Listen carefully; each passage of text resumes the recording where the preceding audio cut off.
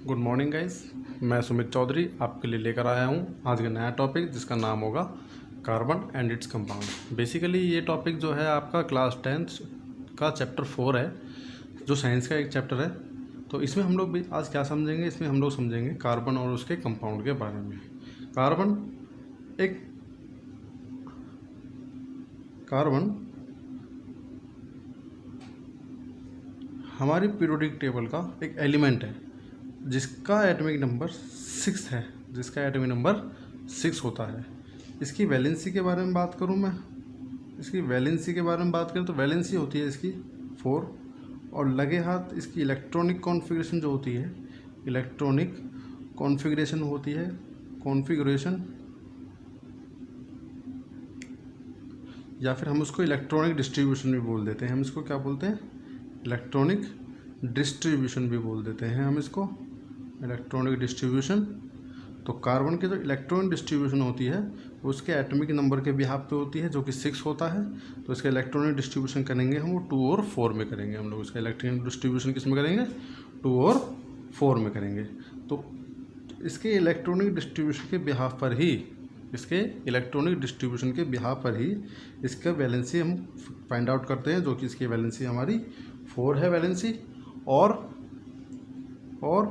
बात करते हैं इसकी बॉन्ड के बारे में। बॉन्ड ये कोवैलेंट बॉन्ड बनाता है। कौन सा बॉन्ड बनाता है? ये कोवैलेंट बॉन्ड बनाता है।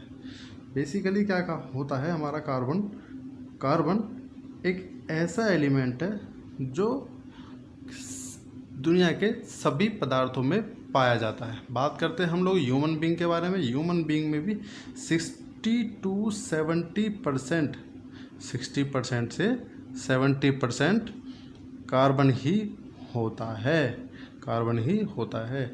मैं बात बताता हूँ आपको नोट के तौर पे। नथिंग इज़ देयर, दुनिया में ऐसी कोई चीज़ नहीं है जिसमें कार्बन नहीं है, कुछ एक्सेप्शनल चीज़ों को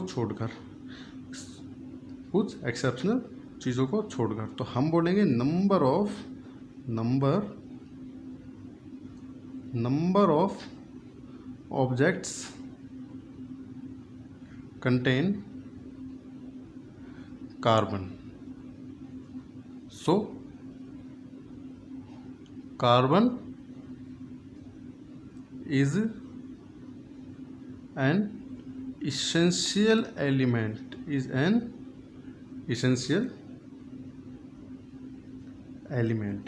of the periodic table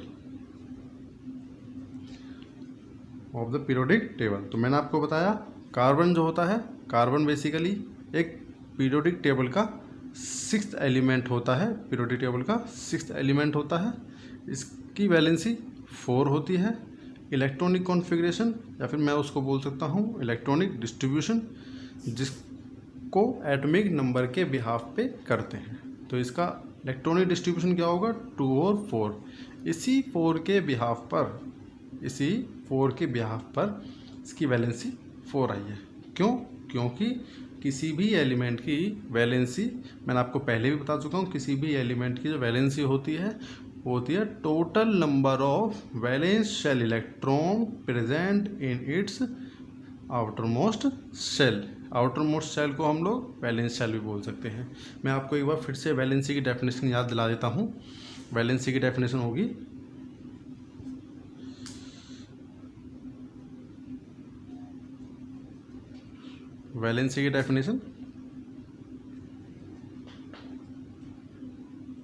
the total number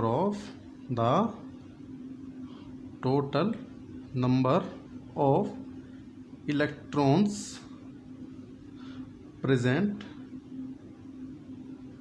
in its outermost shell।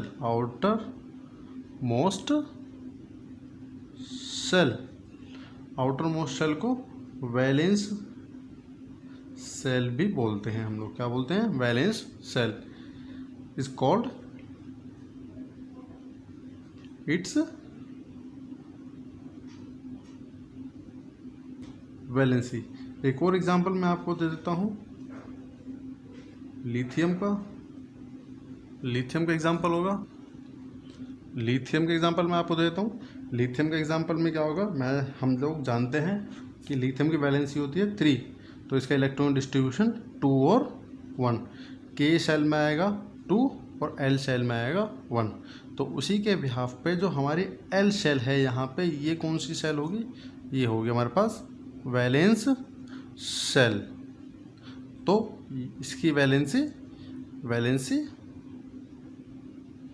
Valency हो गई 1। तो आगे चलते हैं हम लोग। वैलेंसी की डेफिनेशन हम आपको बता चुके हैं,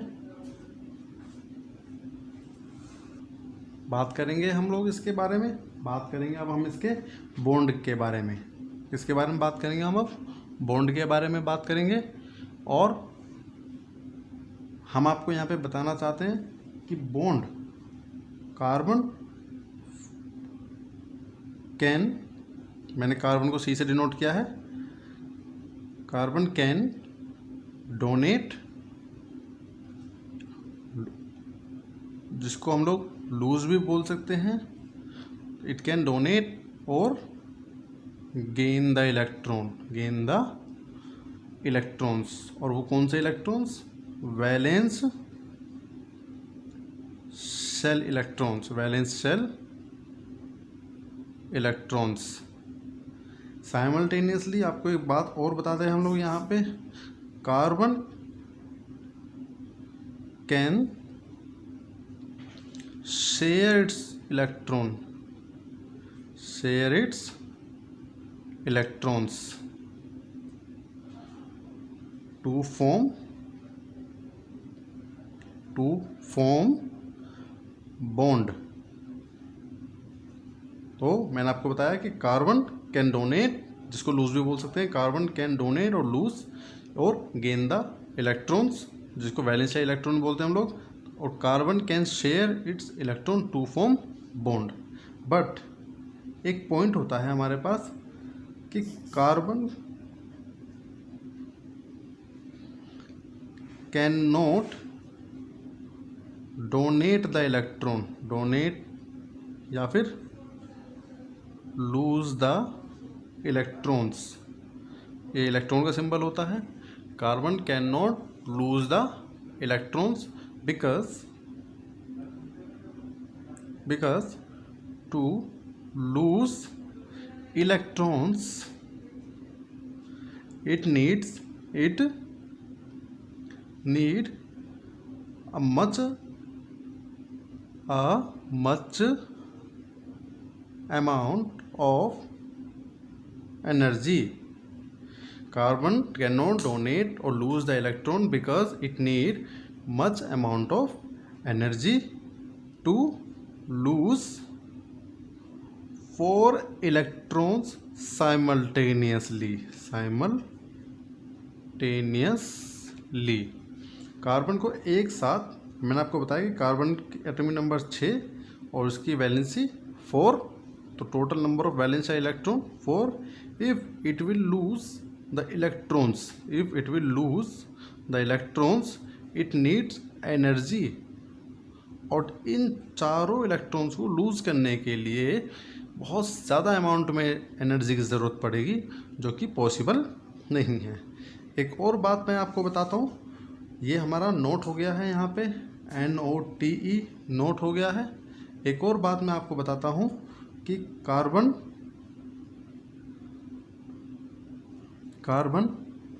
can not gain the electrons because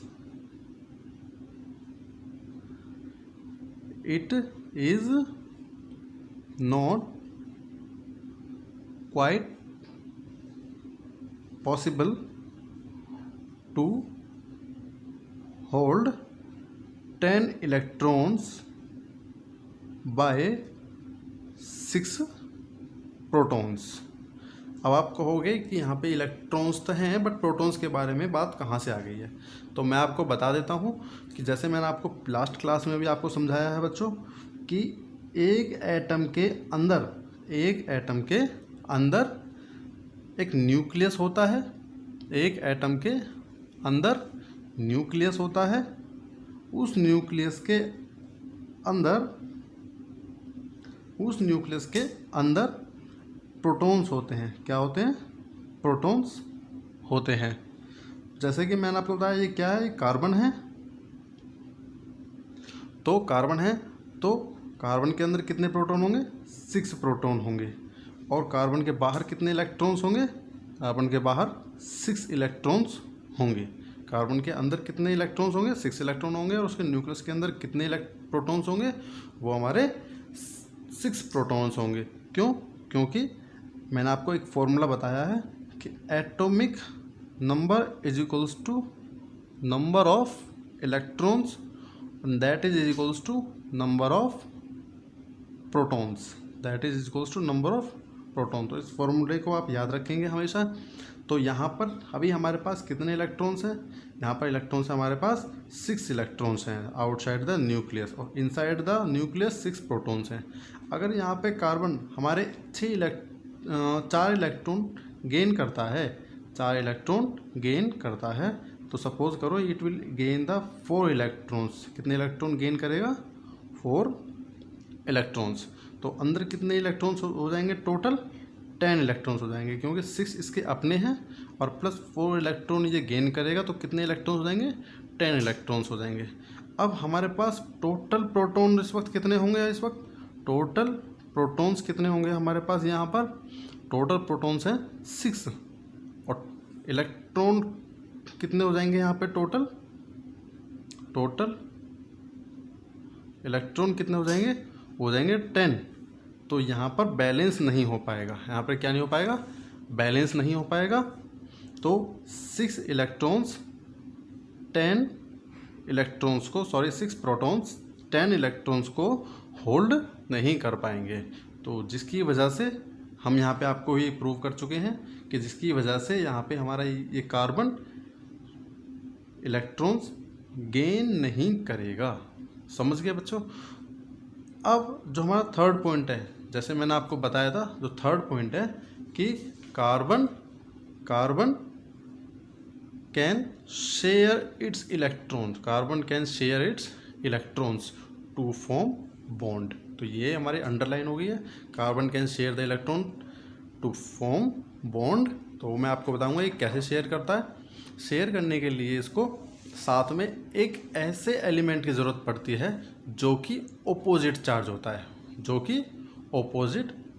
है, तो यहाँ पर एक और पॉइंट है छोटा सा डबल स्टार के साथ में, कार्बन नीड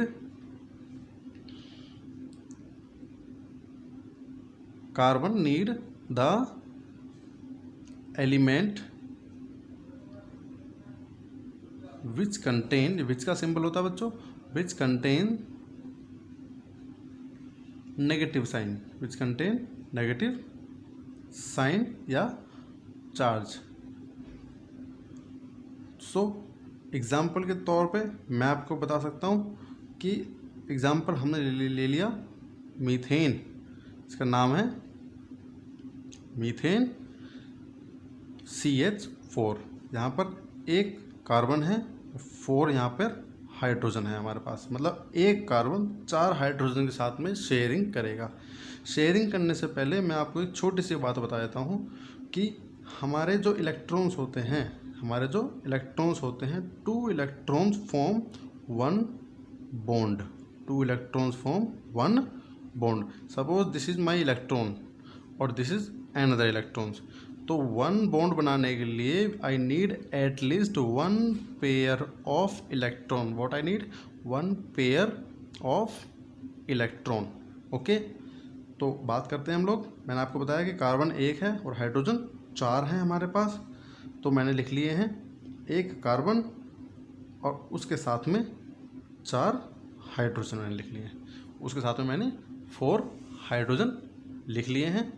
तो उससे पहले कार्बन की और हाइड्रोजन की दोनों की मैं इलेक्ट्रॉनिक डिस्ट्रीब्यूशन मुझे करना होगा। इसकी एटॉमिक नंबर 6 है, 2 4 वैलेंस शेल 4, इसका 1 है तो इसका वैलेंस शेल कितना आएगा? 1 ही आएगा। तो मैं यहाँ पे बना देता हूँ, कार्बन के पास एक ही आउटर मोस्ट इलेक्ट्रॉन्स होता है, कार्बन पास एक ही आउटर मोस्ट इलेक्ट्रॉन होता है। और यहाँ पे कार्बन के पास कितने होंगे, कार्बन के पास 4 आउटर मोस्ट इलेक्ट्रॉन्स होते हैं। अब बात करते हैं हम लोग शेयरिंग की। तो शेयरिंग करते समय चीज़ें दो प्रकार से देखी जाती हैं। एक, या तो इलेक्ट्रॉन्स बनाएंगे डुप्लेट, क्या बनाएंगे, या तो इलेक्ट्रॉन्स बनाएंगे डुप्लेट मीन्स 2 इलेक्ट्रॉन्स का पेयर,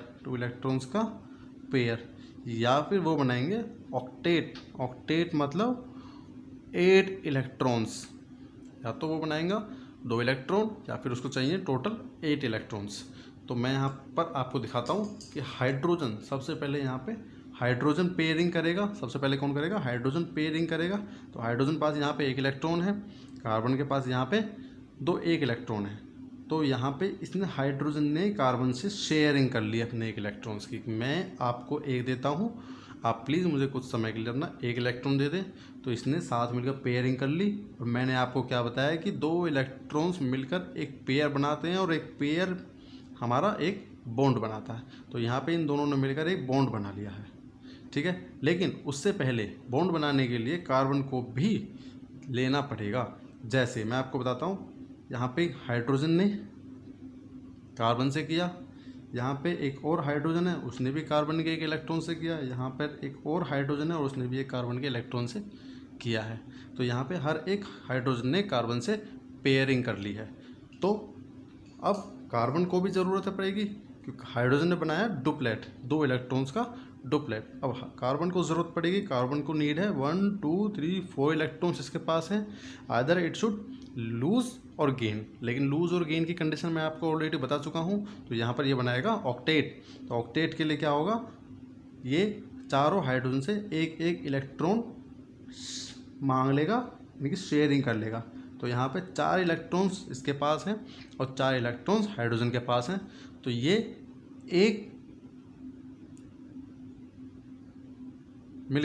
सबसे मिलकर एक हाइड्रोजन से बॉन्ड बना लेगा और उसको हम बोलेंगे कंबाइंडली CH4। तो हमने बनाया CH4। इसके साथ ही मैं आपको बताना चाहता हूँ कि यहाँ बॉन्ड नॉर्मली हमारे 3 टाइप के होते हैं, सिंगल बॉन्ड, डबल बॉन्ड और ट्रिपल बॉन्ड। सिंगल बॉन्ड होता है एक, ये डबल होता है और ये ट्रिपल बॉन्ड होता है। तो मैंने आपको यहाँ पर दिखाया है कि कार्बन और हाइड्रोजन के बीच में सिंगल बॉन्ड बना है। अब मैं आपको दिखाता हूँ कार्बन एक एग्जांपल के तौर पे कि कार्बन और हाइड्रोजन के अलावा कुछ और बॉन्ड बन सकते हैं जो कि डबल बॉन्ड बना सकते हैं। एग्जांपल मैंने ले लिया CO2 का। तो यहाँ पे आपको दिखाया मैंने, एक कार्बन है और 2 O2 है, सॉरी, एक कार्बन है और 2 ऑक्सीजन है। तो करने से पहले इसका इलेक्ट्रॉनिक कॉन्फ़िगरेशन, ऑक्सीजन का एटॉमिक नंबर 8 2 और 6 और कार्बन का हमने पहले कर चुके हैं 2 और 4। तो ऑक्सीजन के पास कितने इलेक्ट्रॉन्स होंगे, ऑक्सीजन पास अपने इलेक्ट्रॉन्स 6 इलेक्ट्रॉन्स हैं। हम इस प्रकार रखते हैं उनको, 6 इलेक्ट्रॉन्स हैं, ये मैंने रख दिए हैं। हाइड्रोजन के पास मैंने रख दिए हैं इसके 4 इलेक्ट्रॉन्स। तो 2 ही चीज़ लोग हैं हमारे नेबर में, तो दोनों तरफ मैंने 2 कर दिए हैं। अब हाइड्रोजन तो है नहीं, यहाँ पे ऑक्सीजन है। तो ऑक्सीजन ने क्या किया है, 1 2 3 4 5 6 है इसके पास, इसने 2 इलेक्ट्रॉन इससे बोरो कर लिए हैं, शेयर में मांग लिए हैं। 1 2 3 4 5 6 2 इलेक्ट्रॉन इसने यहाँ बोरो कर लिए हैं। अब इनके दोनों के 8 हो गए हैं। अब कार्बन क्या काम करेगा, कार्बन भी इनसे 2 इलेक्ट्रॉन बोरो कर लेगा। तो यहाँ पर पेयरिंग हो गई है कार्बन की और हाइड्रोजन की, जो कि कैसे होगी, कार्बन ऑक्सीजन, इधर भी डबल बॉन्ड और कार्बन एंड ऑक्सीजन। तो क्या बन गया यहाँ पे हमारा, कार्बन डाइऑक्साइड। तो ये मैंने आपको दिया एग्जांपल डबल बॉन्ड का। एक और एग्जांपल मैं आपको देता हूँ, एक और एग्जांपल है हमारे पास ट्रिपल बॉन्ड के लिए। ट्रिपल बॉन्ड के लिए एग्जांपल होगा हमारे पास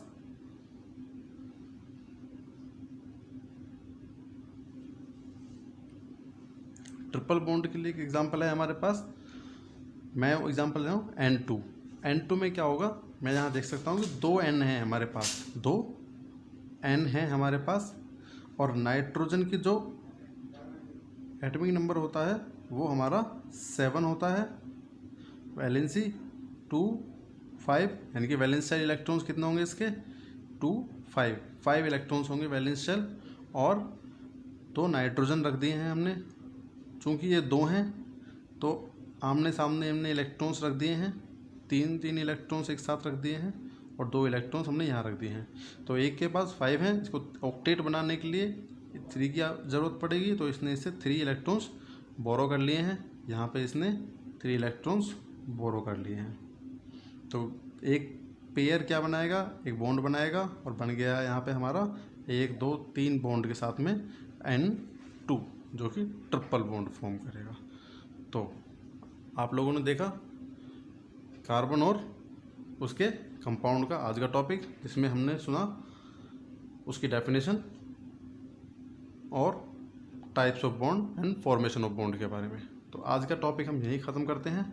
उससे पहले मैं आपको बता देता हूं कि अगर आप चाहते हैं कि अच्छी वीडियो आगे भी आपको मिलते रहें तो please subscribe the channel, like and share, और साथ में बेल आइकन को ज़रूर प्रेस कर दीजिए, जिससे आपको हमारी आने वाली क्लासेस का नोटिफिकेशन मिलता रहे। अगली क्लास जल्दी आएगी। Thank you.